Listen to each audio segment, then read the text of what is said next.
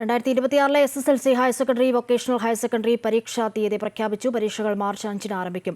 May 8-ന് SSLC പരീക്ഷാ ഫലം പ്രഖ്യാപിക്കും. IT മോഡൽ പരീക്ഷ ജനുവരി 12 മുതൽ ആരംഭിക്കും. 2026 മാർച്ച് 5-ന് തുടങ്ങി മാർച്ച് 30 വരെയാണ് SSLC പരീക്ഷ നടക്കുക. 4.25 ലക്ഷം കുട്ടികൾ പരീക്ഷ എഴുതും. പരീക്ഷകൾ രാവിലെ 9:30-ക്ക് ആരംഭിക്കും. ജനുവരി 12 മുതൽ 22 വരെ IT മോഡൽ പരീക്ഷ നടക്കും. മെയ് 8-ന് പരീക്ഷാഫലം പ്രഖ്യാപിക്കുമെന്ന് മന്ത്രി വി ശിവൻകുട്ടി അറിയിച്ചു. പരീക്ഷകൾ രാവിലെ 9:30-ന് ആരംഭിക്കും.